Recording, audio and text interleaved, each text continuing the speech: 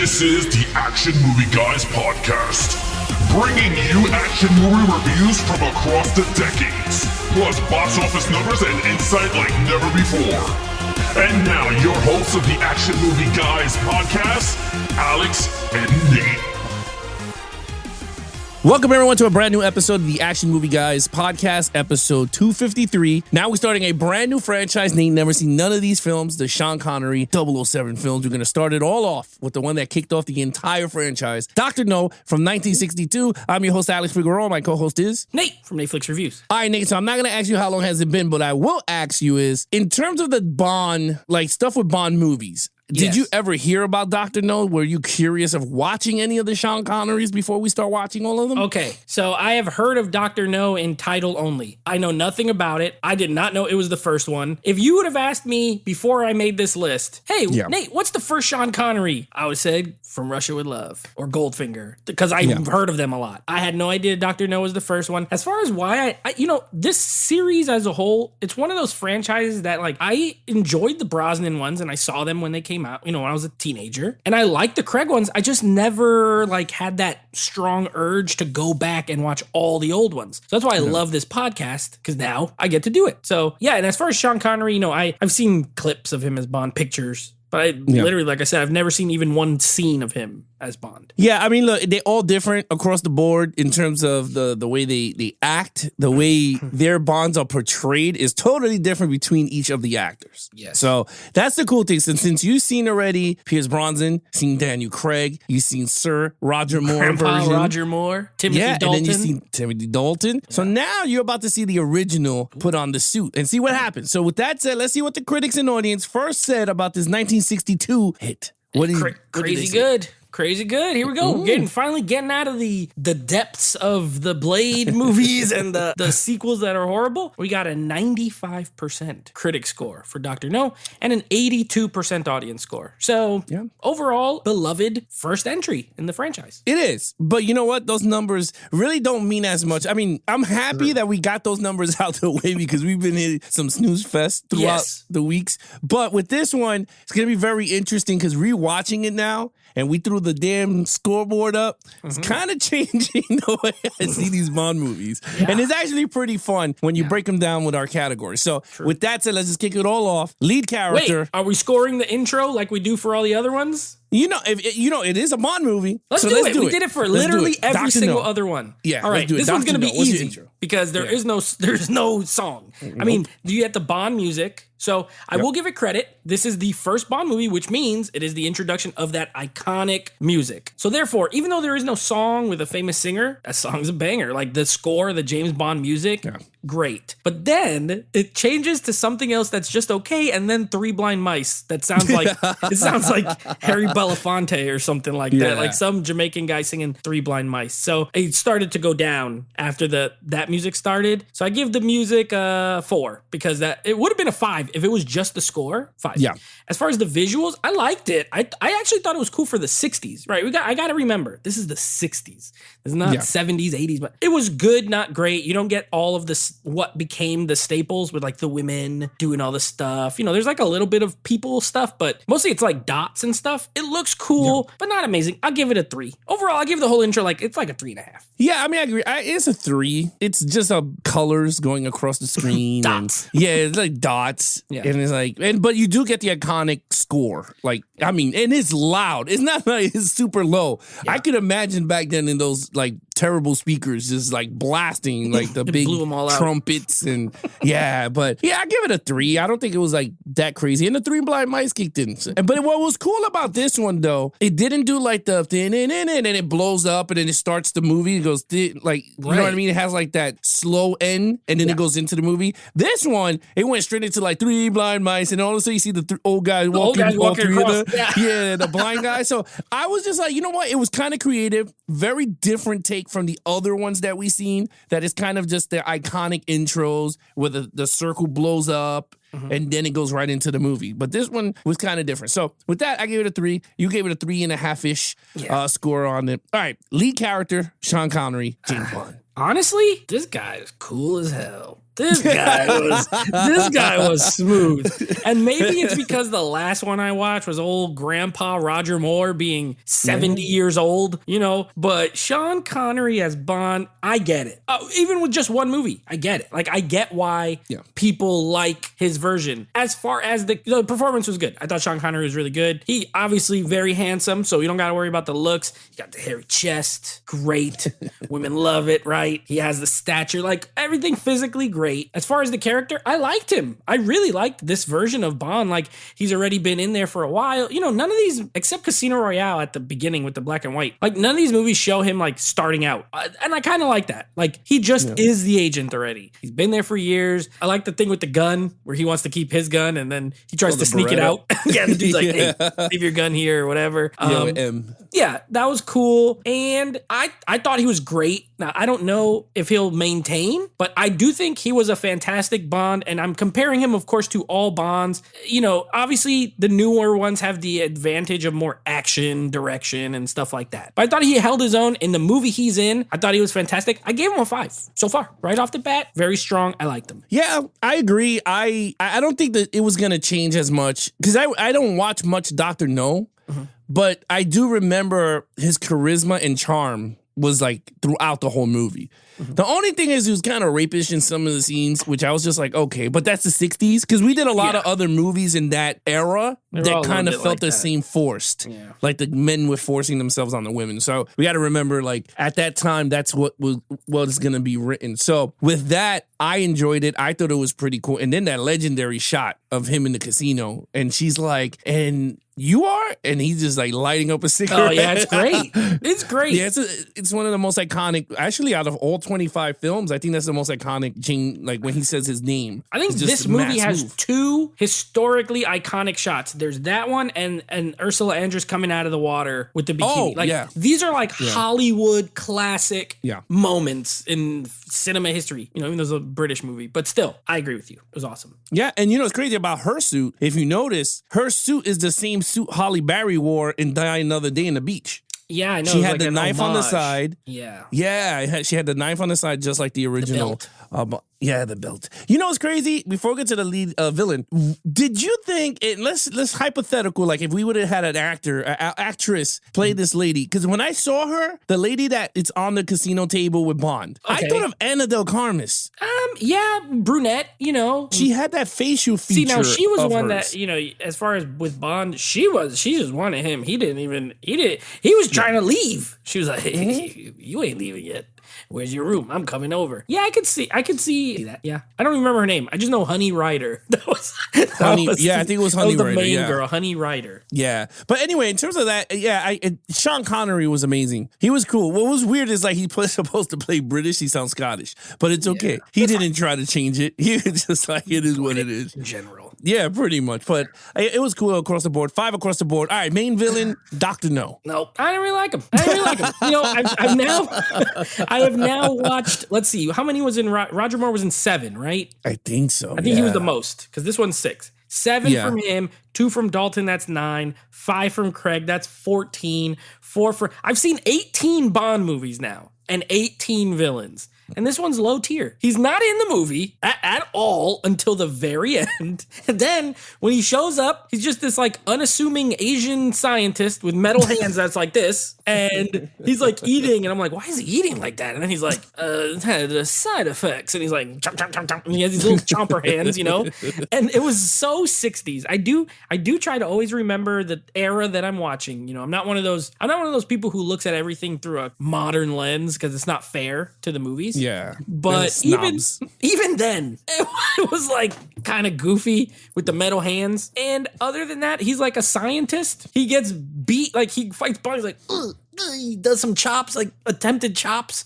And then he drowns in the boiling nuclear water. I gave him a 2. Honestly, I didn't really like him. His big, like, it was a little confusing as far as like I know he was doing like a rocket and working with nuclear power and all this stuff, but his motivations seemed a little confusing. I did like that right off the gate they dropped Spectre, like he's part of Spectre. That was cool. Yeah. I didn't realize it goes all the way back to the first Bond movie. So actually watching them this way, it's kind of cool. Like seeing Spectre in the new one and then seeing that it was the original. But I still gave him a 2. I didn't really care for him, to be honest. Yeah, when it comes to Dr. No, it was hard because I was going to lean towards 3, but I did go hard 2 because, he did fight Bond. Yes. But it was like they were setting it up mad easy. Like he was going to lose. Like he literally jumped in the pool.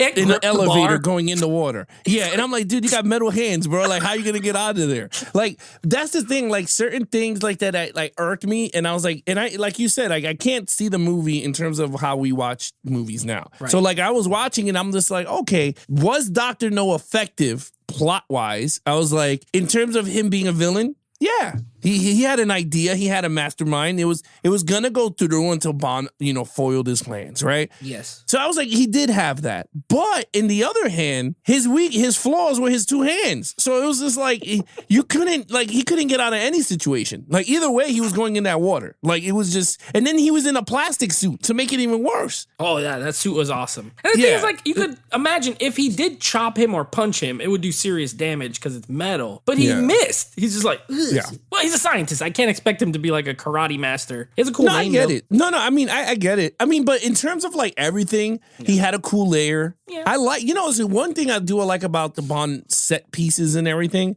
I love how the vintage set pieces look. It looked very cool. Like to me, I love that how old it looks. Yeah. So I was just like, wow.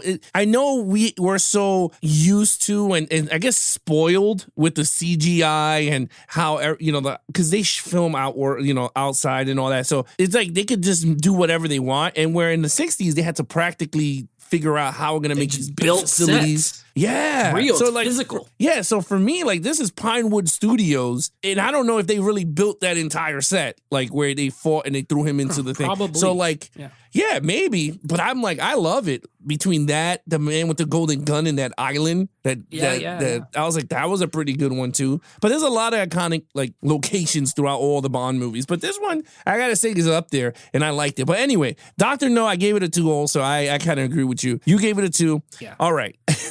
Action scenes. All right. Honestly, I'll be fair. We got to be fair here because again, different time. What was considered action then is not considered action now, right? That being said, this had pretty okay action for the time. I like Bond. He fights. He fist fights, which is cool. He's punching. He's chop. I love when he karate chops. I love when he gets karate chopped. When Dr. No is like, take him, soften him up or whatever, and the dude's like, chop. He's in the chair. It's hilarious. So you get right at the beginning, dudes are getting shot with silencers. That one chick gets blasted and there's blood. So respect for blood. You know me. I love blood. So she gets shot and there's actually bright red blood. So we get some shootings right from the jump. We get hand-to-hand fights. There's like the big explosion at the facility, like literally like a big, again, no CGI at this time. So you're actually blowing stuff up. I gave it a 3, a 1960s 3. I thought it was good. I can't go higher still because like, it's also kind of minimal. Like it's in little spurts. This movie has a lot of talking. So, it's not a ton of action, but what's there I thought was actually really solid for the time. And it looked big budget. And I give it a 3. Yeah, you're right. This movie's more storyline than action. But they had car chase scenes too. They had some car chase. Oh, yeah. I totally forgot. Yeah, he has that car chase scene. So not the iconic ones that we all got used to, but he had some green screen that's right. car chase scenes. He's doing this with the wheel. He's going straight, but he's doing this. Yeah. Yeah, I so you have all of that, and I agree with you. My favorite dude that gets assassinated in the beginning is the dude that got shot with the air pistol. Like, the guy shoots him, and it's like, there's no blood. All you hear is boom, boom. Boom. Yeah, he's like, He goes in the car. Yeah. I was like, yeah, show an airsoft pistol. Mm-hmm. I always like that scene. It just makes me laugh. And then the girl has like that weird cut. She goes, and then she goes down. And then she rolls over and she has like a little bright red splotch. Yeah. So for me, like I like all those things. And there's another scene too where 007, they're driving him to like this weird section in like some grassy area. Yep. And he knows that the guy is not there to pick him up, to kill him. And then he has the gun on him. Right, and the guy's trying to get the gun, and he chops him, and he pulls out the car, and then he grabs his hand, and then he does the Michael Jackson "And you okay" flip. The karate chop chops him in the hand. Yeah, I love that part. I almost forgot about my favorite part, bro. The freaking flamethrower tank truck when it lights that black guy on fire. Like I thought he wasn't. I didn't think he was gonna die. Like he's just over. He's like. He's shooting. He can't hit it. He can't hit it. He just gets blasted. I was like, I almost want to give it a 4 just because they set that guy on fire, but I'll stick with my 3. Yeah, no, I thought everything. I thought the whole action. I thought it was perfect. Like for the 60s, I thought it went very well. I mean, now it's laughable, but it was because when he flips the guy, it's like a fast motion. He's like. MMA. There's a judo throw on him. Anyway, 3 across the board. All right, storyline. I thought it was okay. It is a lot of story. The good thing about this movie, though, is that they tell their whole story, and the movie's only like an hour and 45 minutes. Yeah, it's not very long. It's just a little confusing. I found it confusing. There were times where I didn't really know, like, what was going on. And that's one thing about Bond films. I can say a few of them, not all of them, but they always have these moments where it's like, what is happening right now? Like, I know Bond is looking for something or someone, but I never know what it is until he finds it. And that always bugs me. And this is no different. Like, he's at the hotel, he's putting freaking little strand of hair on the closet. I'm like, what is going on here? Like, what are you doing? He's like, he's walking around, and then the dude's fighting with the black guy, and the black guy's like, don't try to struggle, he wrestles alligators. And then he escapes, and then Felix Leiter shows up right out of nowhere. Oh yeah, Felix. That was cool. But I just feel like stuff was happening for a little while in the middle just to get to that end part in the facility. And then you really know what's going on. Okay, this guy's a scientist. He's part of this terrorist organization. He was working with nuclear power. He's going to sell bombs, nuclear missiles or whatever. So I just feel like the middle part, it took a while. Like he's investigating a murder of this guy that the Three Blind Mice guy shot, right? And he goes from investigating a murder to like uncovering this whole big thing. But then the middle part's a little confusing. So I gave it a 3. I was never bored. I was always like into it, like trying to follow. I just feel like it wasn't the most intriguing story personally. So I gave it a 3. Well, I'll tell you this. For all the years that I watched this movie, it's still the same problem. I did not know what the hell I was watching. Like, I'm gonna be honest with you, because like my wife called and I was like, "Yeah, I finished Dr. No," and she's like, "Yeah, what's the movie about?" I was like, "I do not know." I was like, "It's something about U.S. space station that they're trying to do something," but I'm like, honestly, I didn't know the first half of the movie was something. Like, you really don't know. And honestly, for a first movie that catapults a mega franchise, I can tell you right now, 6 months in, and I'm gonna go, Nate, what is Dr. No about? You're not gonna know shit. You're gonna say he fights Dr. No.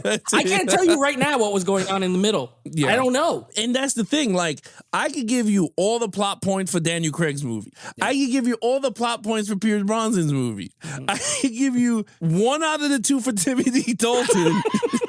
And I could give you... I only remember one of those 2. Yeah. And then when it comes to Sir Roger Moore, I can literally give you 1 out of 7. Because honestly, I really do not know. Half of these movies they just throw this guy in some weird predicament. I'm like, I really don't know what we're watching. It's just an interesting movie. So with this one, I literally did not know what the hell we were watching until he sat on the table and he explained everything to Bond. Because I was just like, okay, yeah. So nothing wrong. Maybe some people got it before me, but I'm honestly, for the many times that I watched Dr. No, it is one of the most, I couldn't figure out, again, even breaking it down in our categories, I was just like, well, where am I going to put this? So With storyline, I gave it a 2. Okay. Because if it's confusing for me and I watch it like multiple times, I can't slap it a 3. But again, it's a 2. All right, overall. Yeah, that's a great description of this movie. And you know what? I'm just going to make a quick aside. This is Spy Movie Month. We're doing 4 Bond movies. We're doing 4 other spy movies. This is one thing about the spy genre. I feel like all of the movies are like this. Yeah. They own you have to pay a lot of attention, and when they're over, like a week later, you won't remember what happened. I think it's the nature of the genre, right? Because you have all this espionage and creeping around, and the storylines are always like convoluted. Like there's always a terrorist who they have to look into to see what they're doing, and there's another one and another one, and then they get side. So I think it's the nature of the genre of spy movies. That being said, I thought this movie was fun. It moves quick. It's short, which I can't say about some of those Roger Moore ones. Like they were all 2 hours plus. And I'm like, why are these long and boring? And this one, I can't say I was bored ever. I can say I was confused often. But then they would do something that was like, all right, I'm confused, but this tank has a flamethrower on it. And so I'm like I'm having a good time, right? Yeah. Or Ursula Andress, gorgeous, by the way. Beautiful actress. Okay, I can look at her at least because I sure don't know what's happening. So yeah, I feel like there's a lot of elements for a solid movie. I understand those Rotten Tomato scores 100%. I think this was as far as establishing a franchise, I don't think there's any problems with it per se. I bet back then if you read James Bond books, you would have got like more out of this than not. But even still, I gave it a 3. I think it's a good, solid movie. I don't think it's amazing. I didn't hate it by any means, and I enjoyed it, but it didn't speak to me really like that to give it any higher. So I gave it a 3. Yeah, I mean, overall, like in terms of everything, I mean, you have your action, you got Sean Connery's iconic scenes and everything. The story's very lackluster. I mean, there's no way you could hold it, but the score is amazing. I mean, one thing, even when they're in Jamaica and they're playing all the Jamaican music, and then every time Bond is on scene or he does something, the damn score comes out, and I love it because it just out of the blue, it's just like,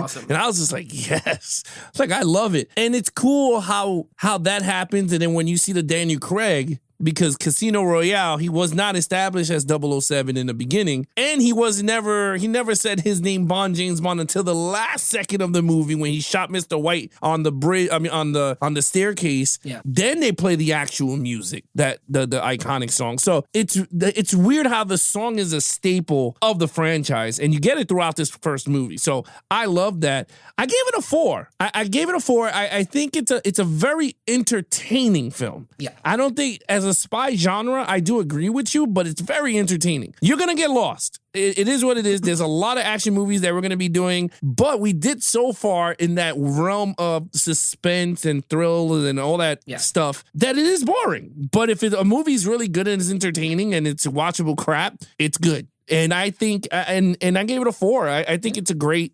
film to catapult a franchise. So yeah, with that said, all right, total points. I have a 16 out of a 25. I thought it was solid. I thought it was good. I think the villain was my weakest point, but other than that, I thought it was a good film. It was good. I liked it. And also it looked great. I watched this on HBO Max. I don't know if it was in 4K or just HD, but that crap looked really good. So if they ever do put these out in 4K, I think they're going to look amazing. I think they always look good because they film outside a lot. So you get a lot of water and nature and trees. And as far as the globe-trotting aspect, he goes to Jamaica in this movie, which was cool. Like, that was different than some of the other places where the other ones are set. Besides, what was the one with all the voodoo stuff? Was that the Roger? Live and Let Die? Yeah, that one. It reminded me of that in that regard. Like, it was like this kind of tropical place, but it wasn't as much racist voodoo stuff. It was just like Asian scientists. And like the Bahamian workers who are just like, they wrestle alligators allegedly. So yeah, I thought it was fun. 16. Yeah, I gave it a 16 also. Oh. We're on the same boat on this first movie. Look, I liked it. It's iconic. It's pretty good. Catapulted a big ass franchise. So with that said, Nate, what is coming up next on the podcast? Yes, well said. Coming up, we got more spy movies, baby. We're starting our other movies will also be spy movies, and the first one up is Tony Scott's Spy Game, starring Brad Pitt, Robert Redford. So we're going to be doing that on the next episode. And then next week, our next Sean Connery. I'm so, just based off this one, I'm looking forward to these. The next one is the one I thought was the first one, From Russia with Love. So we're going to be doing From Russia with Love. Fingers crossed on a theme song on this one. And I'm looking forward to seeing it. All right, so there you have it, guys. If you guys want to follow us in our social media accounts, please follow Nate over on Instagram at Netflix Reviews. Check out the podcast with him and his friends called Netflix Movie Reviews. Anything Action Movie Guys, head over to Instagram at Action Movie Guys Podcast, or head over to youtube.com/Geeks and Flicks for the video version of the podcast. Other than that, I'm your host, Alex Figueroa, and that's my co-host, Nate from Netflix Reviews. Be awesome to each other and geek out.